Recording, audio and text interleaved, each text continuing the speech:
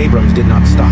It smashed into Fallujah's old streets under fire, engine roaring, walls collapsing, and every window threatening a hidden kill shot. Days earlier, Fallujah was already a fortress, its streets mined with angles, kill zones, and layered defensive positions waiting for the assault. The Second Battle of Fallujah began on November 7, 2004, and quickly became some of the heaviest urban combat American forces faced since Vietnam. Dave had fought long enough to know cities were worse than jungles.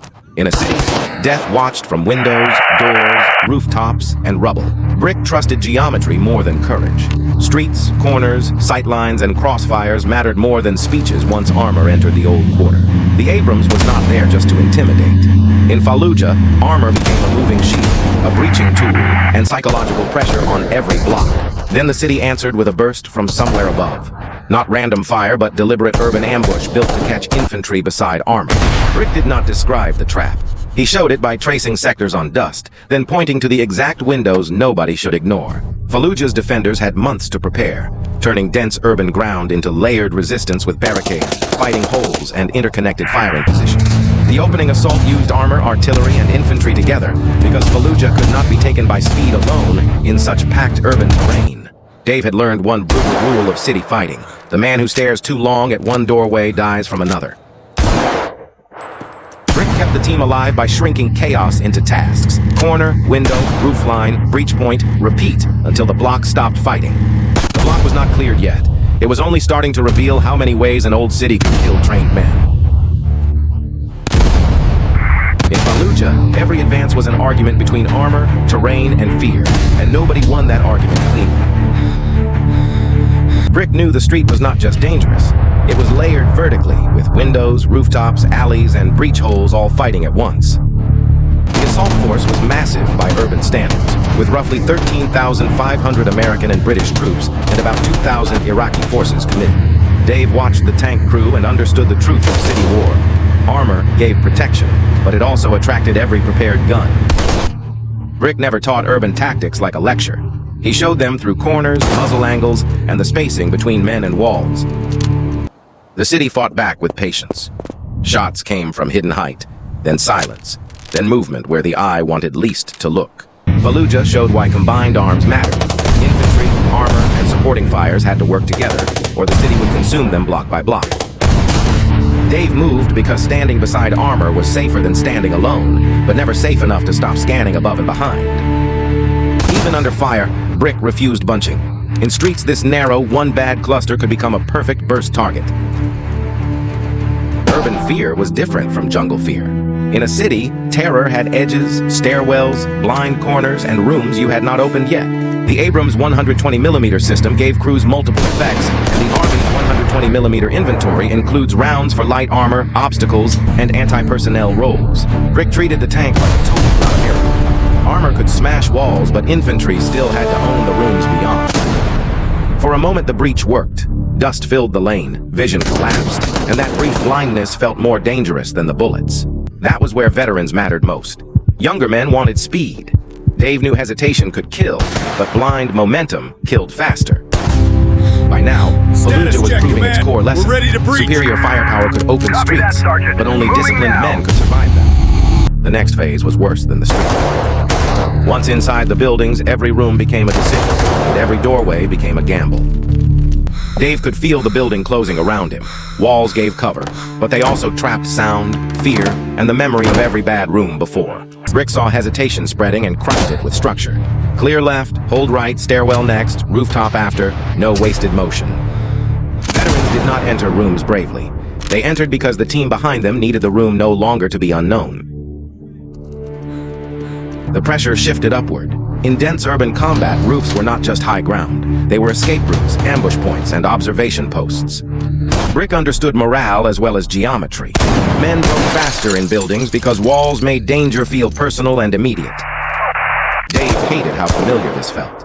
Not the building, not the city, but the rhythm of fear returning exactly when experience should have helped. Somewhere beyond the next rooftop, other teams were fighting the same argument between speed, caution, and the cost of delay. The wounded changed the tempo immediately. Every casualty inside a building turned movement into distraction and momentum into obligation.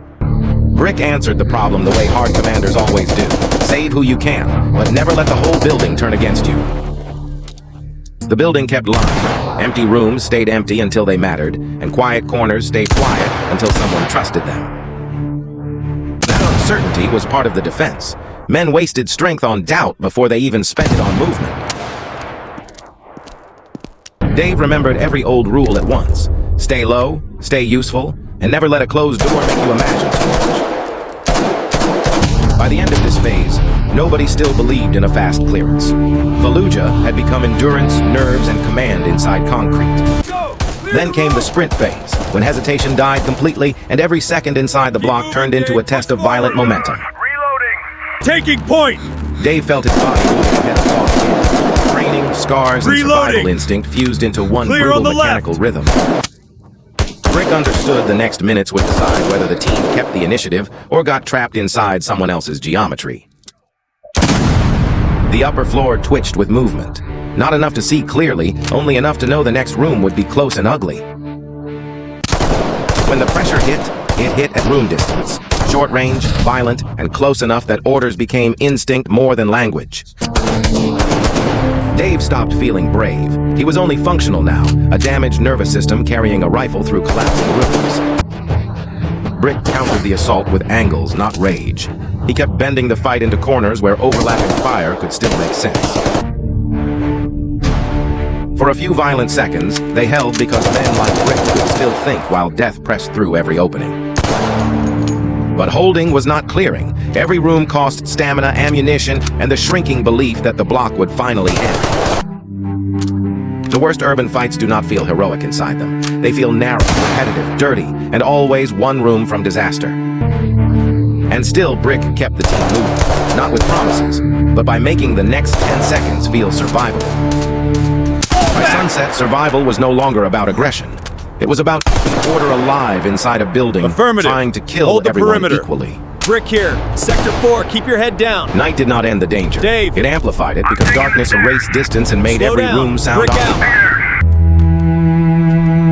Dave always feared buildings at night after combat. In darkness, memory and threat stopped being separate things. Brick prepared for darkness the same way he prepared for daylight, by reducing chaos into sectors, timings, and hard instructions. Survival now depended on restraint.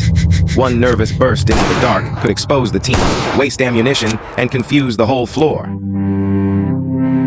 In fights like this, men did not defeat fear. They negotiated with it minute by minute and called that discipline. Brick kept them alive by making the next hour smaller. Not dawn, not victory, just the next sector check and next reload. When dawn threatened the horizon, nobody felt relief.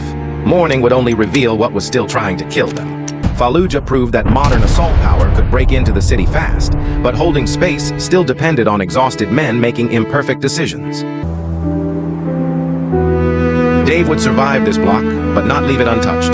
Bodies can exit buildings long before minds do. Brick would never call this victory in a romantic way. He would call it a line held, a lesson paid for, and another morning earned.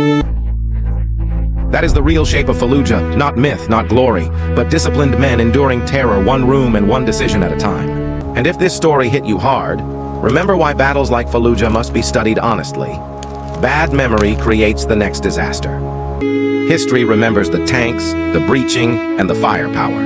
The men inside remembered the breathing, the waiting, and the fear. Like, subscribe, and share now, because the next real battlefield lesson is already waiting in the ruins of history.